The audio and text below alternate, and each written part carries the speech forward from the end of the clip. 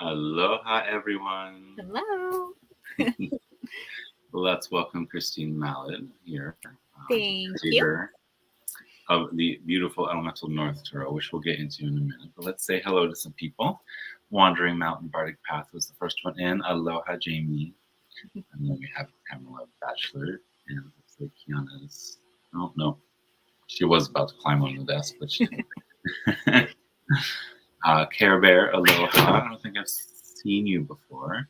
Blue Crescent Tarot, aloha, Deanne. Aquarius Owl, hello, Debbie.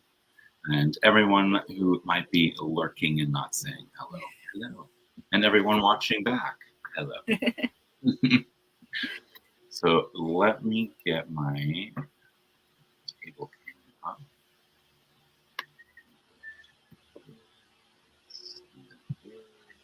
Oh, there we go. Everyone, look. No one has the StreamYard over their face. Yay. Yay. Oh, aphasia raising. Hello, Beth. Just trying to keep up on anyone coming in. Sure. So, can you tell us a little bit about what inspired you to create the Elemental North Tarot? So, yeah, I have been at the creation of the deck. I have been reading tarot for about 19, going on 20 years. And I have many tattoos, and I was surprised that I did not have a tarot tattoo yet, especially because it had been such a large part of my life for so long. Mm-hmm. But I realized it was because I didn't like any of the cards. I didn't like anything that was showing up in the shops. Like nothing connected me the way that I like to connect to tarot. So I said, well, dang it, I'm going to do it myself. So I used a lot of inspiration. I do a lot of dream work and things like that. And so a lot of things that were very personal to me, I decided to go with the moon card, especially because we have the interpretation of dreams and cycles and things like that. With me being a Pisces, I went with the moon card. It just felt right.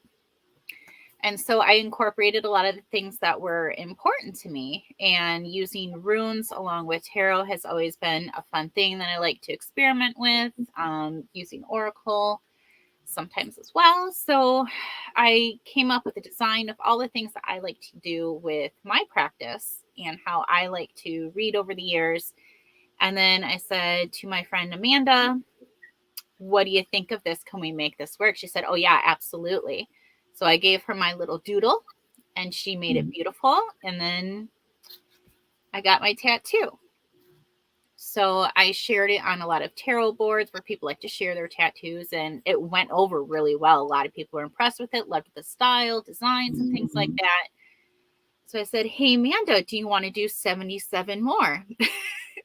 And she was all for it because she loved the opportunity to do something that wasn't for a tattoo. You know, there's different things and restrictions that you have for how skin will work as a medium versus like digital art and things like that. So she was just excited to have a new project to do, and so we worked on it together, and here we are. Awesome. Yeah. And one of the things that I really appreciate about this deck is, like, when you first glance at the cards, they don't look like there's that much there. They look very simple. But then you start peeling back the layers of the image and you realize there's so much here.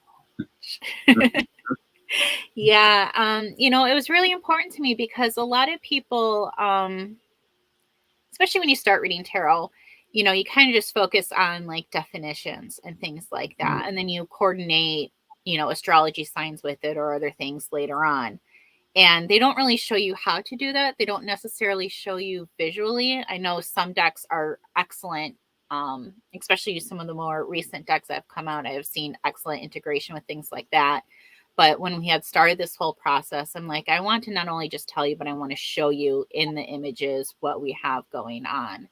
And that moon card there is actually a little different. That's actually the second moon card, because the first one being my tattoo, I had switched it up a little bit and put a lot more detail in it for the purpose of reading the tarot and things. So yeah, there's definitely tons of layers going on.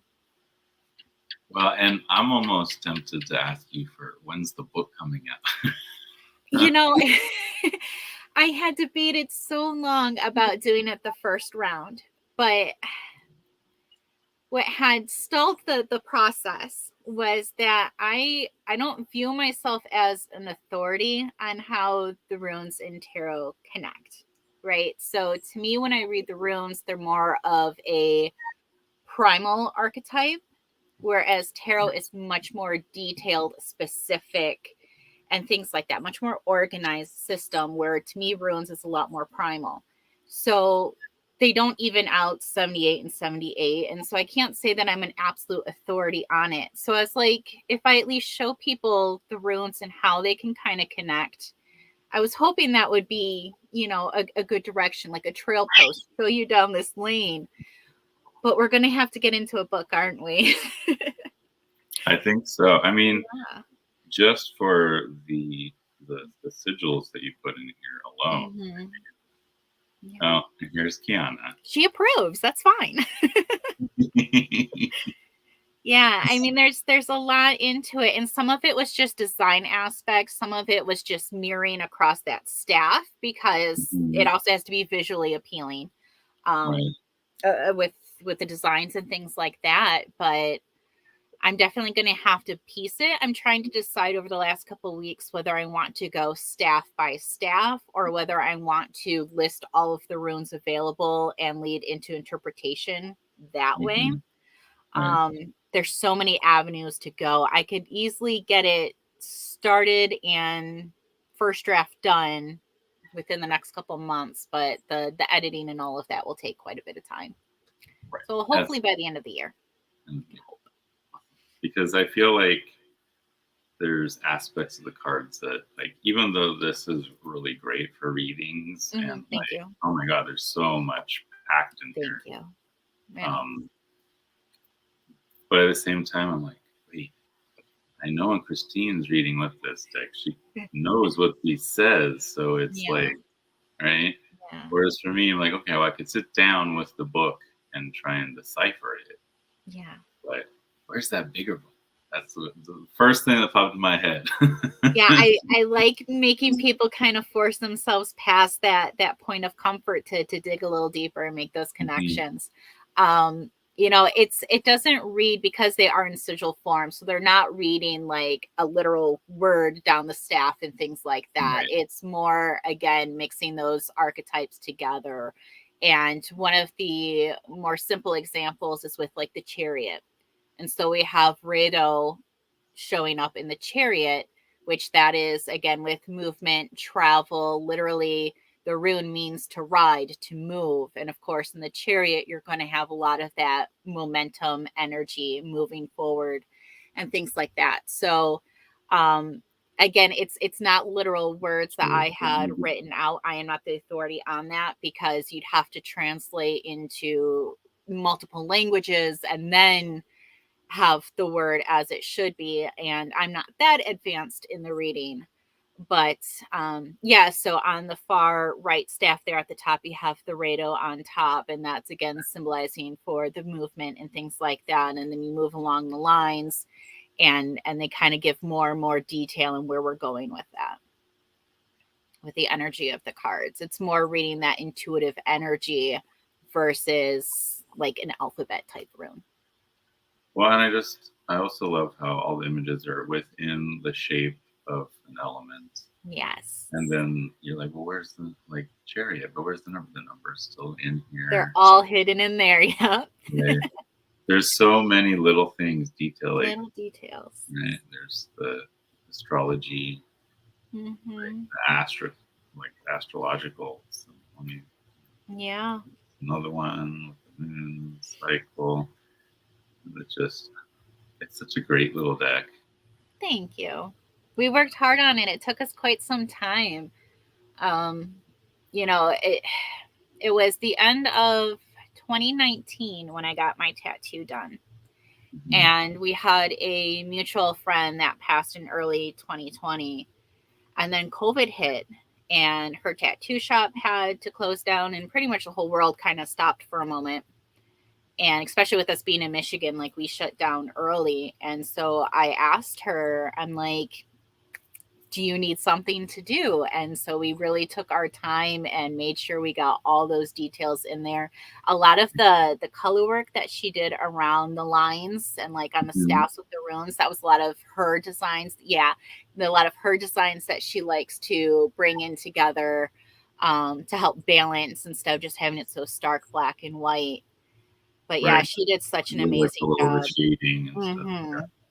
Yeah, she did such an amazing job. And it was all from little doodles. So I simply took a whiteboard and sketch out real quick, you know, the main ideas that I wanted. And then I took a notebook and made it more legible and wrote little notes to her here and there on what we needed to do. And I would send her a whole bunch of images and she would send them back, you know, 5 or 6 at a time and throughout the process. And you know, very rarely did I have to make any adjustments for her. Like she just knew exactly her style, what she was doing, and I couldn't be happier. She did an amazing job.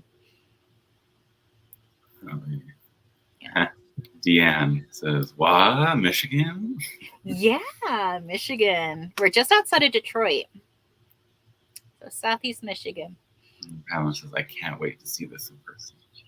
So if you didn't back the Kickstarter, I do have the link in the description for the pre-orders. Yes, we are actually up to full orders. I am caught up on everything. So I have full orders available. So I had a miscalculation. So I actually have some extra signed copies too that are available in our shop. So yeah. Signature right there. Yeah. Mm-hmm. We miscalculated only by a few, and it was something that I hadn't realized on the Kickstarter when because this was only my second Kickstarter, and the first one went through very smoothly. This one I had a couple of backers that didn't go through completely, and so when they gave me a total at the end, it was including the ones that weren't completed. So we had a few extras, and that's okay. It's better to have too many than not enough, right? Right. So it works out. Well, you end up having a little extra something in the shop. Absolutely. And I'm just cutting randomly to different cards here because, you know, it's shuffled. I meant to put it in order, but I've been using it a lot. They're meant to be shuffled, right? I'm this way, you know, I'm just grabbing a few random ones here and there. So if you do have it and you have any questions, please throw them in the chat. Also in the description if you're watching the playback. Deanne says you'll love it, Pamela. So Deanne is another one who backed the Kickstarter. Thank you. It's really an exciting time for us. I was overwhelmed with the amount of support that we got. I really was. It's incredible. Pamela also ordered the light spray. Yes, thank you. That is actually the first stock that I completed.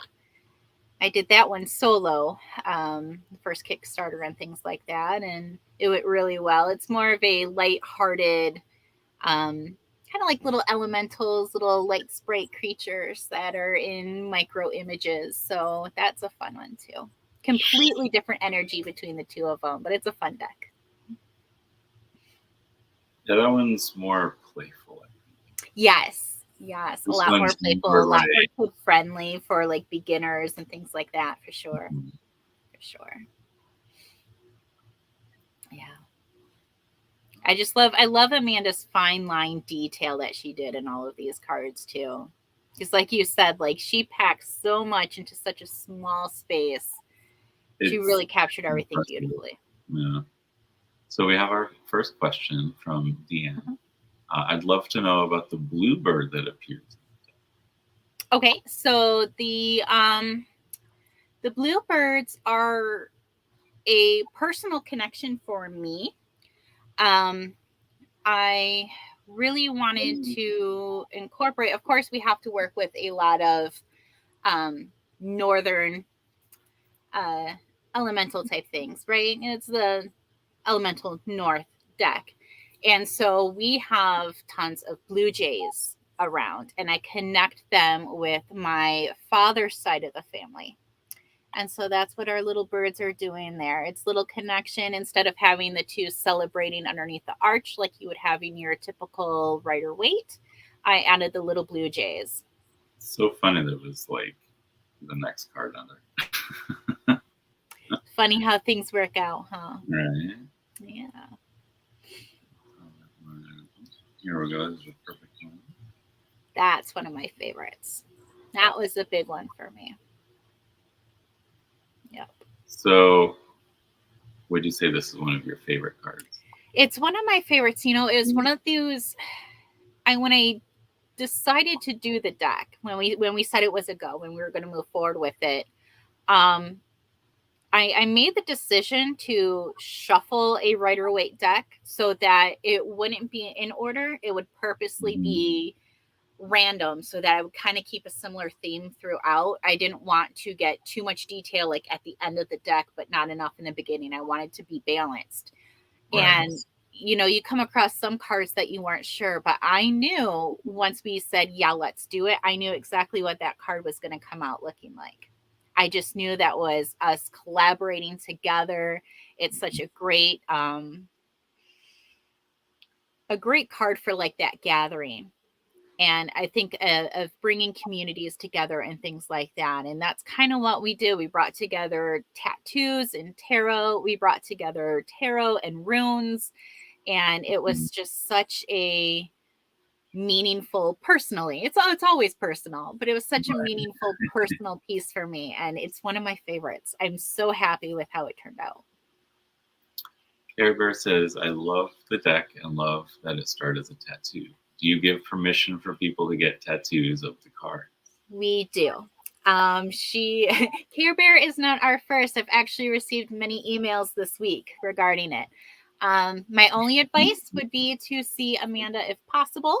I gave her information in the booklet and things like that to contact her because they are done in her hand. They are done in her style. She knows these cards as intimately as I do. I know it's not always possible. Again, we're in Michigan. Not everybody can travel like that. Yeah, her information's in there to find her on Instagram. But yeah, it's absolutely have fun with it. That's why we enjoy doing it. Absolutely. Here's the bluebirds again. It's an interesting one. Yeah, we have quite a few in our yard. We found out that they like peanuts, and so they like to hang out at our house.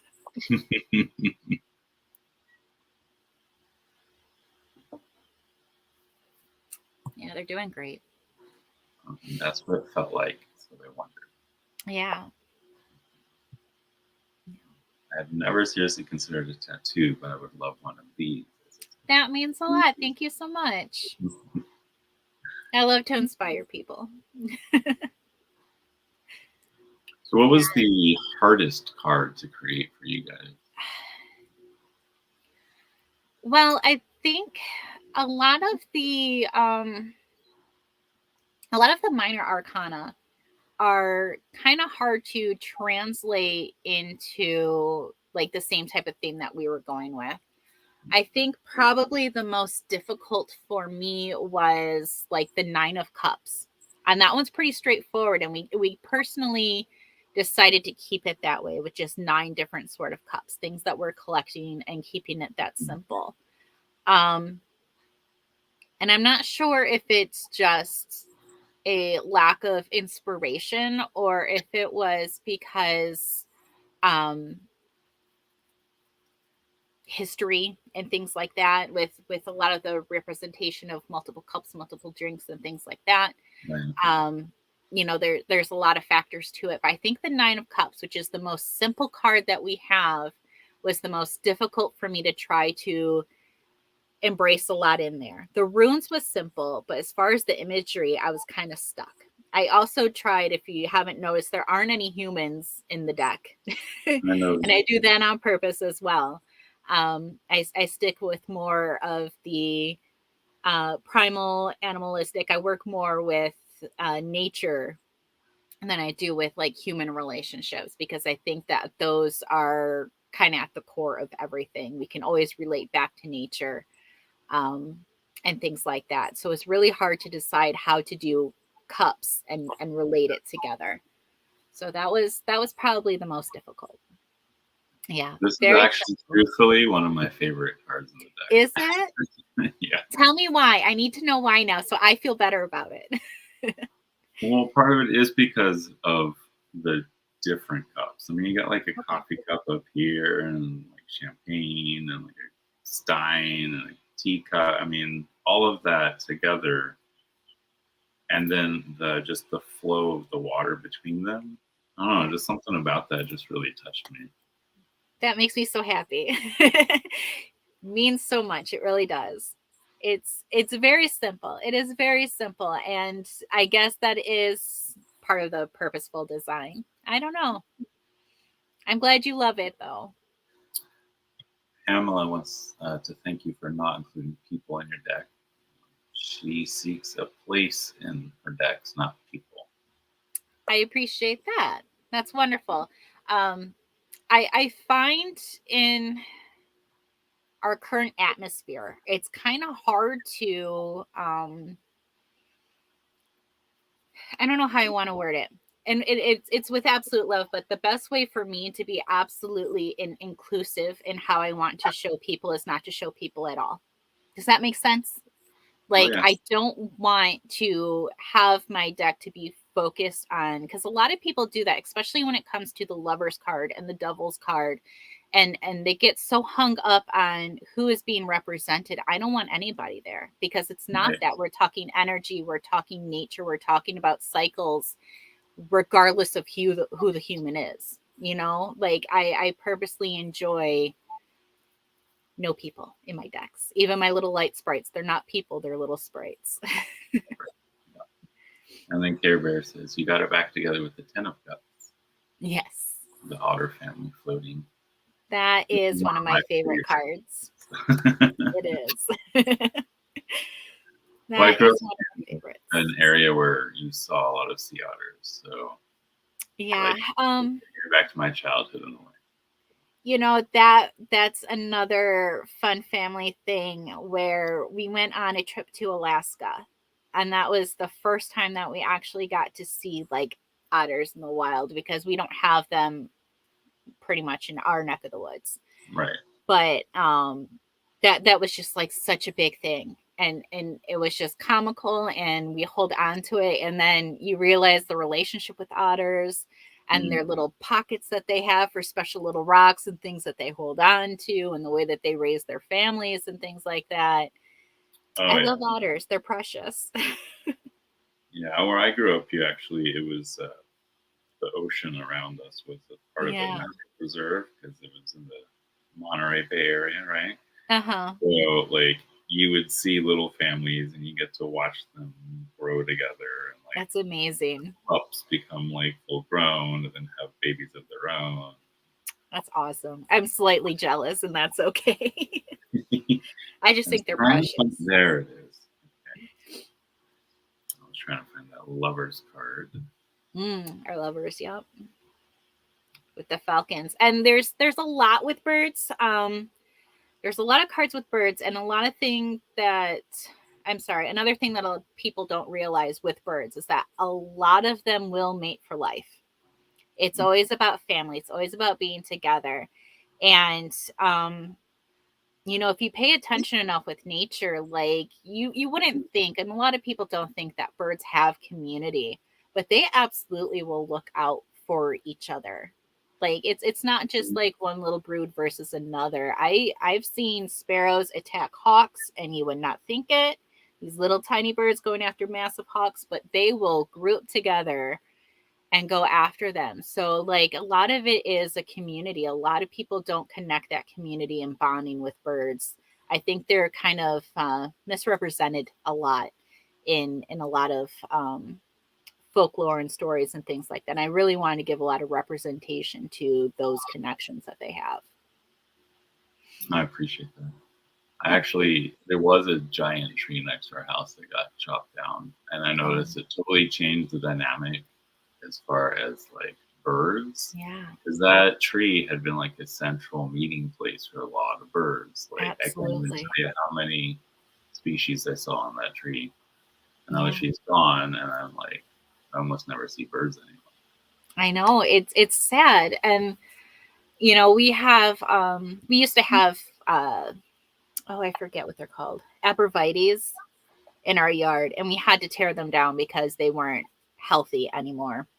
Mhm. And again, like you said, the community with the birds just completely changed. Now we still have them come and visit. We still have, our little woodpeckers and cardinals and blue jays and everybody. They stop to visit, but they don't have their homes in our home anymore. Right. So it kind of changes the dynamic. They know where to come to eat. They know where to find peanuts, but Right. That's you one know, thing you could do, it's just to not the bring back same. a little more of the birds. Yeah, Set up a little feeding center. there you go. Because I mean, most of the birds you see when you're here are Mhm. actually not native. Yeah. So we have cardinals. We also have Japanese cardinals. We've got tons of sparrows, like unbelievable amount of sparrows. But we also have Yeah, Java. sparrows will take over sometimes. Oh yeah. So and then there was like obscure ones, like these little tiny Japanese white eyes. They're like green with like little white under their eye. Interesting. Um, so small too, like the Hmm. size of a lizard. Just crazy. Wow. And two different kinds of doves, myna birds. I mean, the list goes Oh yeah, for sure. Yeah. on. Oh, lovebirds. Oh, yep. We we get those from time to time. They don't stay around much. We do get more in the way of like mourning doves. We definitely have like the hawks, the cardinals, blue jays, red-winged blackbirds, crows. We do have quite the variety, but most of ours are native, kind of where we stay. We'll get the occasional duck. We had a big pond in our backyard for a while, so we did have a family of ducks for a while. That was precious.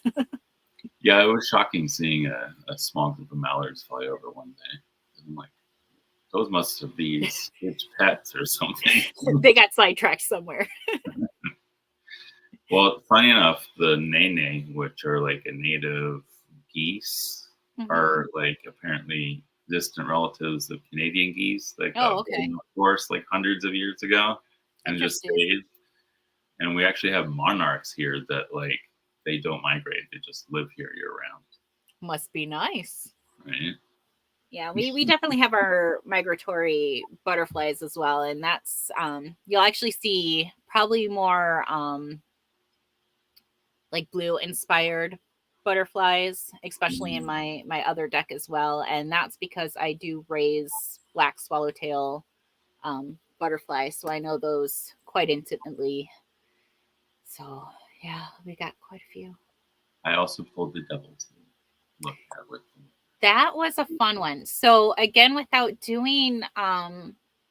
having humans in the deck, Mhm. I had to try and figure out how to do a sort of like the binding with the chains and stuff like that. And that's where the ribbon came in and the winding and things like that. And of course, we have the fruit from the fables with eating from the tree of knowledge, and we have the pomegranate from working with Hades and Persephone in that story. So yeah, there's layers that I could add in there while still keeping it pretty simple and true to nature. That was a fun Well, card to create. Emma says she misses those Japanese white-eyed birds. So cute. They are. It's ridiculous how tiny they are. They're literally like the width of your card. That's how Wow, small. those are tiny little guys. And we know, can't have a deck without a fool. I love that you get that mountaintop feeling. Yeah, Mhm. yeah. She likes to do a lot of Amanda likes to do a lot of different nature type of tattoos. Like her number one favorite thing to tattoo is like floral stuff and like trees and mountains. And so it really worked well together, bringing the pieces. this was a fun one to create because instead of falling off a cliff, that little mouse doesn't see the snake. And while the snake believes that he's in a good position with the mouse, he doesn't see the hawk behind him. So there's always layers and things that we got to watch out for. There's always more behind and more to the story, which I think is an aspect in the Fool that people don't always see forward. It's possibilities, but it's not always. Someone's fighting her tail. I don't know. It's sometimes it's like two cats trapped in one body.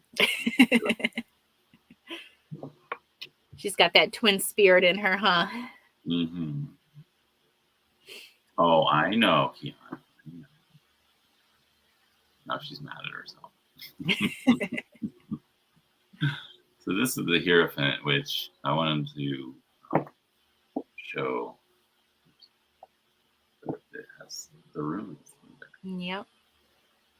And that's that knowledge within that we all hold. And again, we have the raven feather and the bowl for offering, the candles for that inspiration and things like that. Lots of layers inside. I have a question about the Fool. There's symbolism in the colors used for the flowers. Okay, so for the white rose, that would be the innocence. It's most commonly used for innocence and things like that, purity, pure intentions, things like that. So there's that symbolism with that white rose and the mouse going after the rose, the innocence and things. But on the other side, you have the snake. So kind of, the pavement to, or what's the phrase? The way to hell is paved in good intentions and things like that. It's a little trick on words there. The yellow was honestly just a balance and a nod to the original Fool card that has the yellow background. A lot of yellow symbolism in the original Rider-Waite-Smith. So I tried to bring a lot of that same, a lot of the colors I've tried to bring through to be the same. Yeah.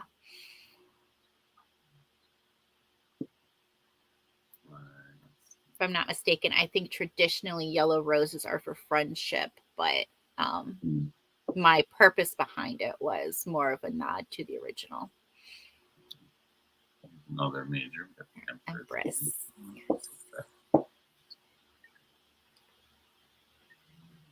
So you do get I love that you put the crown on pomegranate. On the pomegranate. I had debated a little bit on whether I should even include pomegranates because it's not something that typically grows in the north, but it's such a powerful symbol throughout your standard Rider-Waite-Smith that I didn't want to leave it behind. That symbol for fertility and things like that, it is so well ingrained in a lot of the different pictures, because even the sticker that you have there that's for the high priestess has pomegranates as well, because they were on the tapestries and things like that. So if I could include it, if I could take little bits from your traditional Rider-Waite, I did. But yeah, that was a big one too, trying to connect all the little pieces together. Yeah. Oh, and I love how you still included this in there. Mm-hmm. The wheat. Yep. Little pieces everywhere. The more you look at it, the more you find. Right? And that's the thing that, like, it's like when you first just glance at the deck, like, oh, those are simple cards. But then when you're sitting with them and really, like, peeling back the layers, there's so much in here. Yeah. Yeah. Yeah, like I said, when I started working on the other 77, once I finally had like a plan on how I wanted to do all of them and what to include, what not to include, I took a Rider-Waite and I shuffled it. And then I took all of my other decks and like I would do like 5 cards a day, just do the basic idea, because it was easy for me because I was just shipping it off to Amanda and she could do the hard work of making it pretty. Right. But I would sit there and I would get the idea of what I wanted written down, but I had all the inspiration of about 15 decks I had sitting in front of me of what were the important pieces that were in all of these decks together. What were the important energies that I wanted to incorporate and bring together. And there's just some of them repeatedly that, you know, the wheat is so important. The pomegranate was so prominent in all of these different decks for the Empress card. So I was like, of course I need it. It is important. I understand why it needs to be there, and just all the details and bring them all in. So I know some people have issues with 3 of Swords. So Okay. we'll pull that out. Yeah.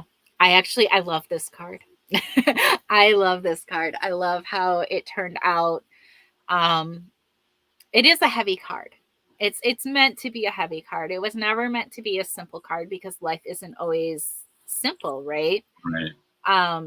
You have those days of just being completely brokenhearted, and sometimes it feels like that picking never stops. And that's why we have the crows still Ripped it picking off. at it. Yeah. They're still going, you know. It's a heavy card, but I absolutely love the way that she did it. I think she did a phenomenal job. In such high contrast with that red on the black, with the cards on the staffs with the runes. The other one, let me see if I can find it now. 10 of Swords is another one that I know people have issue with. Let's see. Of course, it's probably going to be the last one. Isn't that always the case? Always. When you're looking for it, it's furthest away. Is it for the tower? No, 10 of Swords. Oh, 10 of Swords. Okay. I showed the tower earlier. Yes. That one, I actually appreciate that tower. That was a really personal one for us as well. Like we had stated, we had lost our friend Ricky, and that was kind of our tribute to him with the Phoenix and rising again. But yeah, our 10 of Swords. Again, a heavy card. There's not much more that we can do politely. You know, I'm not the type to sugarcoat much, especially when I do my readings and things like that. It's just not the way that nature is. So yeah, it's a very heavy card. You have your coyote that's wounded, and the raven is watching. And you know, sometimes when you see self-destruction or you see people in that seriously depressed state, it's so difficult to watch. And it's something that a lot of people don't consider when they're reading tarot. They think about only the person that's in the situation and not how it affects people around them. Now, absolutely, the people in the depression need the help that they can get, but it's so hard to also be a bystander and witness the situation. He's watching. He's seeing the pain. Yeah. You could also flip that too to be an opportunistic thing, because crows are scavengers. Right. So really pay attention to those cards around. Mm-hmm. And also who is scavenging. Mm-hmm. Your pain. Oh. I'm like, wait, which one? I want to show them all. Which one do I pick next? Okay, so Page of Cups. Let's start with Page of Cups. Yep. This one, I always feel it's a little carefree type of card. It's not so much like the Fool, but it's, I don't know how I want to relate. It's almost like SpongeBob.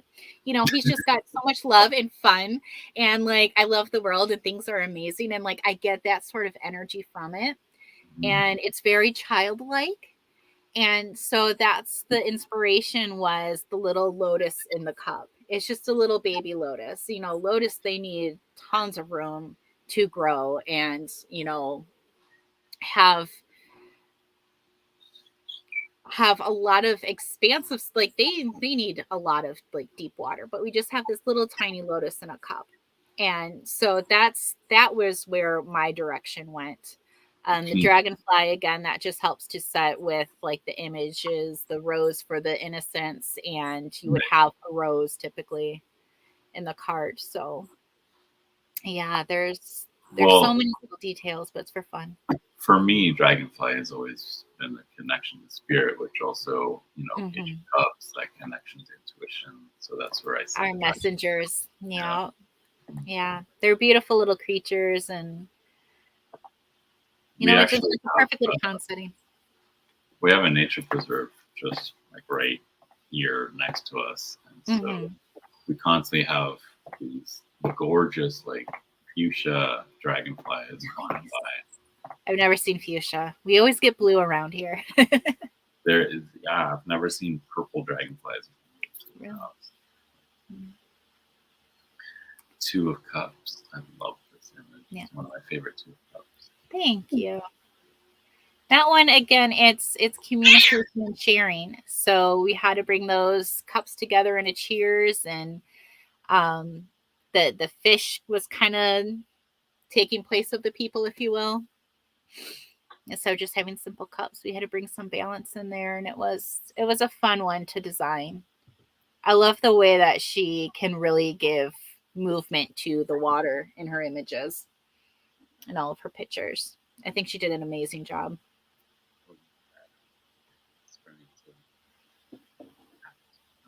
I noticed that when my battery starts getting low, the video starts stuttering. I noticed that stutter. Yeah. I just love it. It's amazing how it's like there's so much white space, and yet at the same time there's so much to take in. Yeah.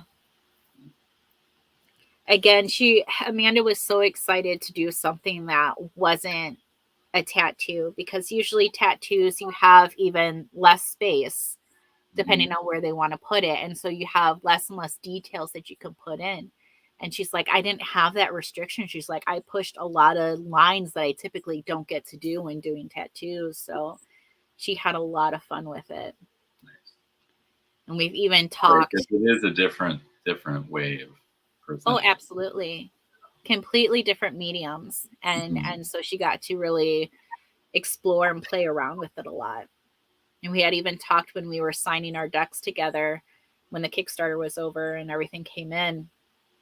And she said, it was so much fun. She's like, I totally do it again. I was like, don't tell me that, because I'll give you work to do. And she's like, yeah. She's like, we can think about something in the future. And so we've talked about a couple ideas playing around. And of course, we're going to take a break for a little bit. But she had so much fun being able to create something that was different, that I wouldn't be surprised if we do this again soon. Ooh, can't wait. I love that the Seven of Cups is like superimposed on a map. It is. She did an amazing job with that, because I didn't know exactly how I wanted it to I'm like, how do you do a map without just a simple square or rectangular map? I'm like, we need to make it look like a pirate's map. That's what felt right.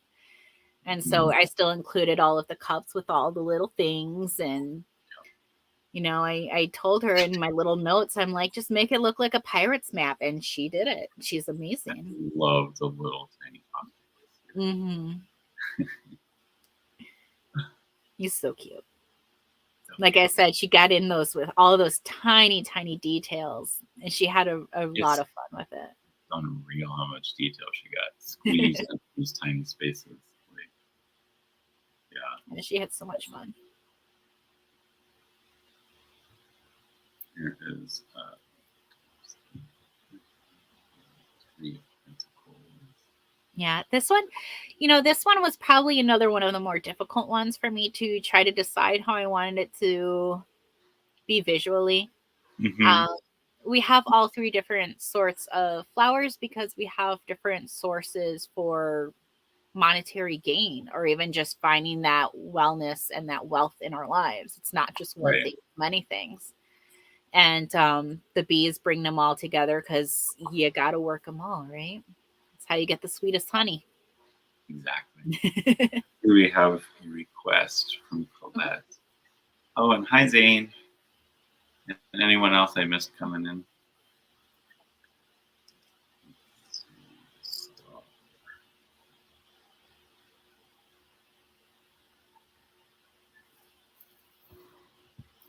So, what other decks are you guys thinking about putting together? Well, again, Amanda loves doing her florals. So I've contemplated different ways that I can play with that and still bring in, because I absolutely loved how detailed this deck did come out. And so I'm really trying to play around with different ideas with like florals and like galactic images, and we're playing around with some style ideas, but there's definitely something floral in the future, because that's what she enjoys drawing the most. And of course we have, meanings for every type of flower, so we'll have to play with that. The book is on my hands, so I gotta read into it and decide what I want to do there. The language of flowers. Yes, essentially. Peter says, I'm listening in the background whilst building a raised bed in the rain. Love pollinators are supreme. They are. They're amazing. I So love our it. star card, this one I wanted to, again, without humans, it's hard to try and decide how we're going to move forward. So we've got our vessels pouring into whatever is there at the end, for you to decide. I did keep our little bird. Again, I kept a little blue bird, as the blue jays are sentimental to me as messengers. And the aurora borealis we have in the background was a nod just to it being in the north and bringing in a lot of color and that connection with the cosmos. A lot of the like Norse stories are connected with the aurora borealis and things like that, and so their connection with their deities and things like that, and that was kind of bringing that in, because to me when I read the star card, it's kind of about reaching your destiny and receiving those messages. It's about bringing that connection with the eternal energy, and so bringing those in together, and that's how I symbolize with the aurora borealis, was bringing in that connection. But you also have on the vessels, you have the sign for the Aquarius and the planetary and all of that too. Right. I love how the bluebird is actually just looking at the yeah, he's taking notes.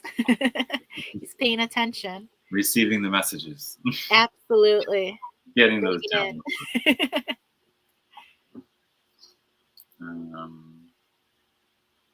Here's another cool one. Judgment, bringing to your calling. I have the wilted flowers. That would have been the corpse in the standard Rider-Waite-Smith, and kind of coming to that calling there. It wasn't, a lot of the flowers for this one, I gave her an idea of flowers. I didn't really care which ones. So those she had chose on her own. I'm not sure if she had any sentimental connection that she brought to them, but I think that the composition was absolutely beautiful that she brought together. I was a little specific, at least some red flowers, because that would be on my side. But, the horn blowing forward, that calling and things like that. I think it's simple, but I think it still has a strong message. Well, and for me, growing up Jewish, I see the shofar. So, there you go. Which is, the horn that blows the judgment. Exactly. Exactly. Right. So yeah, and I love how there's like almost pearls at the end. Yeah, the shading that she did, again, a lot of the colors that she added onto those lines. Like I did a lot of the shapes, but she did like the full coloring of it and deciding how she's going to shade, and she added so much dimension by doing such a simple thing. It's impeccable. I don't think I pulled out the High Priestess yet. But I did. It's funny though, because I did get the High Priestess sticker. And the reason why I think it's funny is because High Priestess is my soul card. There you go. See, I knew. And of course, I'm a Virgo, so getting the Queen of Pentacles Queen as of well Pentacles. is very fitting too. So I Yeah. like the perfect stickers here. I'm glad I picked the right ones for you. So Yeah, this card again, it was bringing in a lot of the inspiration from your typical Rider-Waite-Smith. She has the crown, but I made it bones, more of a mhm. Norse idea, connecting with the runes and things like that. The pomegranates are homage to the original. The moons, of course, homage to the original that she would have at her feet. Right. I loved that Amanda decided to color in that top moon black. I don't know why, but it's just such a striking image. And Yeah. And with the black here and the white here, you get the balance. right? Yeah. And that wasn't intentional, and she's not a tarot reader. So like that was just her design, and it came through so beautifully. It's like the energy of the card was speaking to her and she knew what to do. It was incredible how some things just synced up together. I love this High Priestess card. And Yeah. I'm glad I got it as a sticker. Now I just got to figure out where I'm going to put the sticker. You just keep, if you need more, I'll send you more. Just let me know. That's not a problem. But yeah. Yeah. And even our little jackal there with the Queen of Pentacles, that was just an idea that, it came to me. Like I said, I work with my dreams a lot and I trust my dreams a lot. And I realized that it's not a real animal. But it has such a connection and so much folklore to it. I'm like, everyone's going to know what it is. We have to bring her in. And it was, again, one of those cards that I just knew what it had to look like when we came to it. Our And little again, clovers and everything, yeah. Get the sticker too. Yeah. I was really happy with how those came out too. The stickers really. They're perfect. I love these stickers. I'm gonna include them, I think, in my sticker Bibliomatica. Yay. Yeah.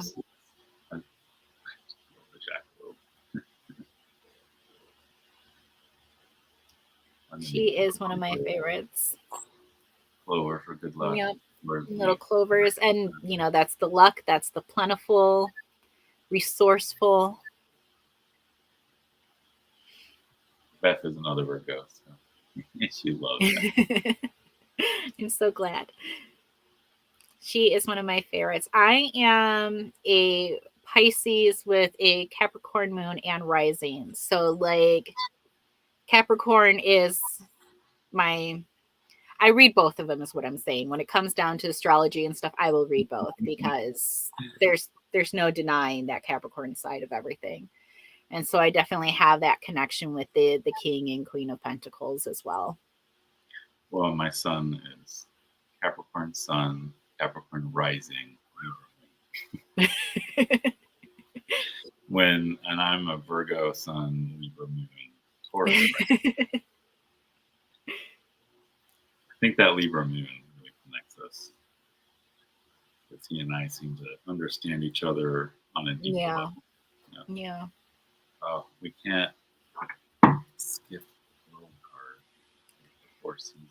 The world, yes. The changing of the seasons and those cyclical rhythms, we have to go through them all, and it's turning pages and it's turning over.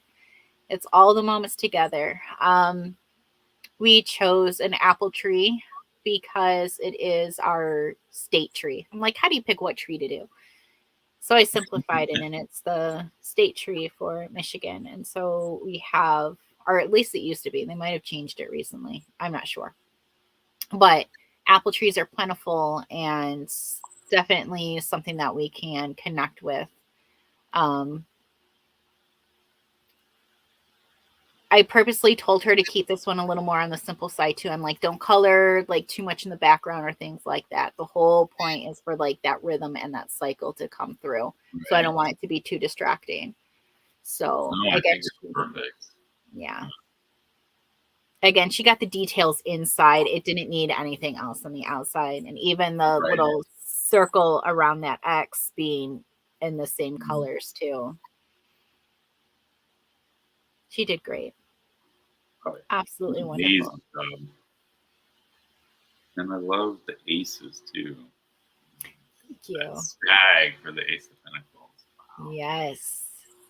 You know, it's funny because my inspiration for this one is actually more along with a Hungarian folklore with the reindeer that was bringing the sun, and wherever the sun landed was kind of where the kingdom was for Hungary. And so that was my inspiration on that one. And I believe I probably did this one probably close to like Yule time, which is usually when that tends to be popular folklore to bring around. But and the blue butterflies. Being with the butterflies, yeah, I had to shift it to spring a little bit with butterflies and the yellow flowers bringing that rich, that gold, and then you have the blue and yellow contrast together. Gorgeous. Thank you. What is your favorite? My favorite? I know you can't pick just one. I have a lot. I know. Honestly, I think my favorite is the moon card. That's what started it all. That's what I poured my heart into the most. The card in the deck is a little different from my tattoo, but I still see a lot of the same elements. And as personal as it is to me, it is still an incredible piece on its own. And I'm absolutely thrilled with it. We have the moon cycles, we have the Pisces symbolism, we have the Pisces constellation, bringing that in together. We have the Neptune scepter down at the bottom there. Just all the typical pieces. Yep, our wolf. I didn't get a crab in there because we didn't have enough space. So I substituted it with a crow up top. I was like, we're running out of room here. In a way, the Neptune symbol kind of takes the place of the crab. It does. It does. So just playing with all those together, it's my favorite. And that's why I got front and center. It was our inspiration. It's how this all came together. Front and center right there. Front and center. Yep. Which card is the one you have the hardest time with? The hardest time with? It's probably, you actually just showed it, was the 6 of Cups. Was the hardest to come together.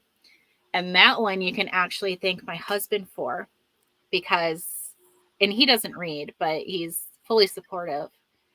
I was like, honey, I don't know what to do because this card is all about reminiscing and like, you know, kind of going back home and things like that. And I don't know how to show that. He's like, well, how about mirrors? And like kind of Alice in Wonderland and looking through multiple mirrors. And I clicked into exactly what he was saying and we pulled it together. So trying to sketch it out for Amanda was a little difficult.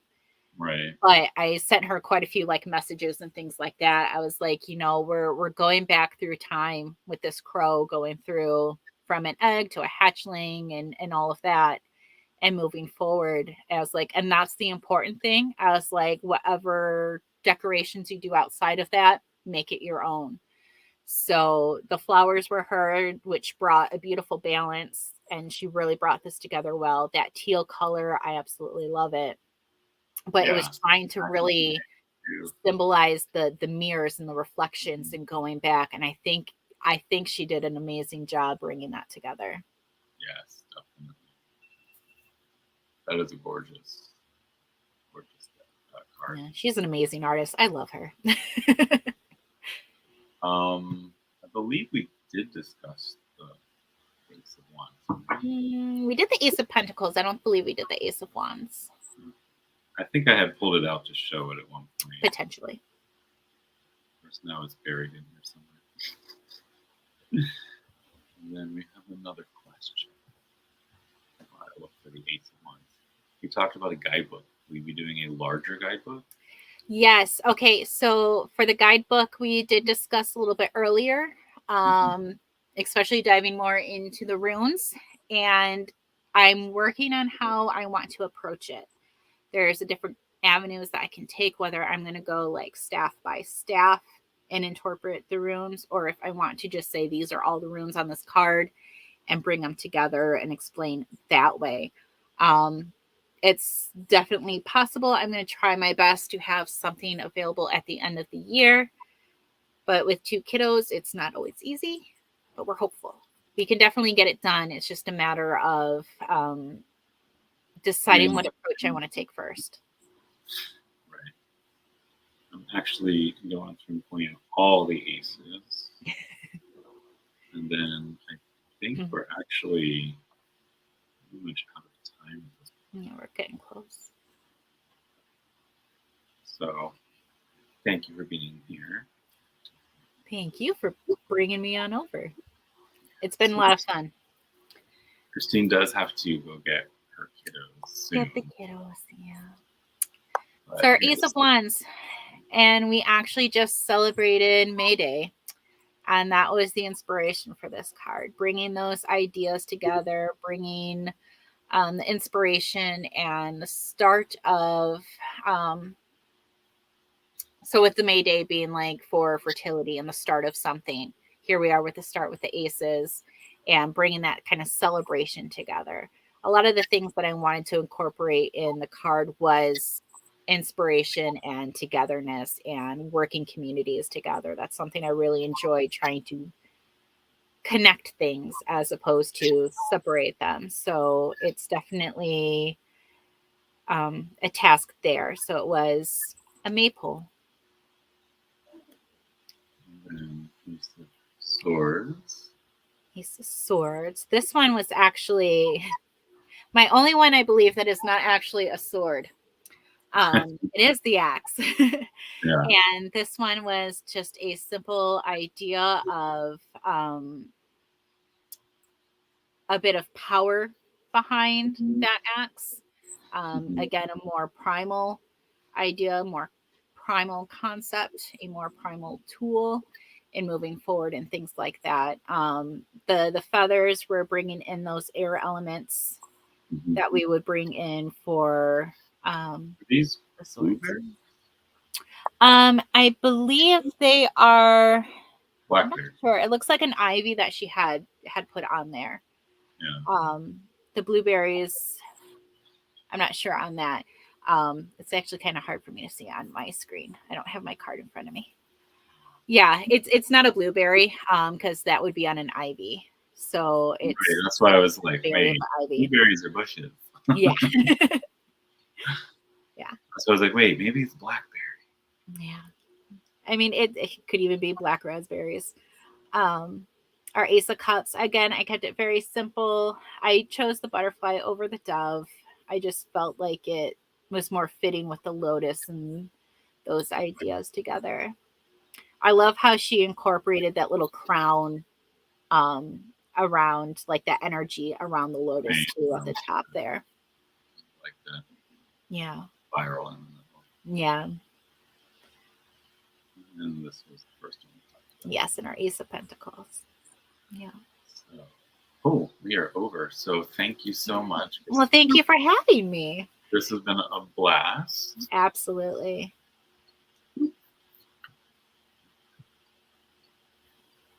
So we have a book, a possible other deck, Yes. and a few other things possibly in the Yes. pipeline. Lots of work lined up. Yeah. Between, like I said, the book, it shouldn't be too difficult.